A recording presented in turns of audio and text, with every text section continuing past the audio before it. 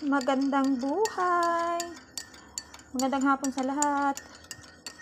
So magkakape tayo, pang 3 bisis ko na ito nakape ngayong araw. Aabot pa ito mamaya ng pang-4 eh. Bumalik na naman yung pagkaano ko sa kape. Magkakape ako habang naggagayak ng panghapunan nila sir at madam.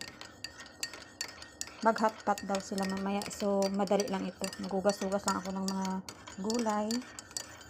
At saka ewan, basta hotpot. Grabe ang hangin ngayon. Buong araw. Kakahilo. Nakakatakot. Sumisipol eh. Diba? Dati nagkakape ako nung sa Saudi ako na 6 times a day. Malaki pa yung tasa ko dito.